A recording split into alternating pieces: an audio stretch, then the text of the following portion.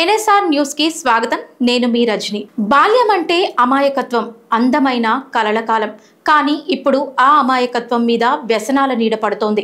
12 నుంచి 17 ఏళ్ల వయసులో ఉన్న కొంతమంది పిల్లలు గంజాయి లాంటి వాటికి బానిసలవుతున్నారు. ప్రతి తల్లిదండ్రుల కల ఏంటి? తమ పిల్లలు బాగా చదవాలి, మంచి భవిష్యత్ సాధించాలని. కానీ మన పిల్లలను బలి తీసుకుంటుంది మహమ్మారి గంజాయి. గత 3 సంవత్సరాలలో కేసులు మరింత పెరుగుతున్నాయి. 2023లో 89 కేసులు, 2024లో 175 కేసులు, 2025లో 21 కేసులు నమోదయ్యాయి. ఇది కేవలం హెచ్చరిక మాత్రమే కాదు, మనమందరం అప్రమత్తం కావాల్సిన విషయం కూడా. స్నేహితులు ఫ్రెషర్ పెట్టారని, ఇంటర్నెట్ లో వీడియోలు చూస్తున్నారని, ఒకసారి ట్రై చేస్తే ఏమవుతుందిలే అనే ఆలోచన, వీటన్నిటి వల్ల చిన్న పిల్లలు గంజాయి వైపు అడుగులు వేస్తున్నారు. ప్రధానంగా యూత్ పిల్లలే ఎక్కువ అడిక్ట్ అవుతున్నారు. పోలీసులు స్పెషల్ డ్రైవ్ నిర్వహిస్తూ స్కూల్స్ లో, కాలేజెస్ లో అవగాహన కార్యక్రమాలు చేపడుతున్నారు. ఎలాంటి కార్యక్రమాలు చేసినా కూడా తల్లిదండ్రుల సహకారం లేకపోతే ఈ సమస్య ఎప్పటికీ తీరదు. గంజాయి వాడకం వల్ల మెదడు పనితీరు తగ్గిపోతుంది, చదువు మీద ఆసక్తి పోతుంది, ఉద్యోగం చేయలేని పరిస్థితి,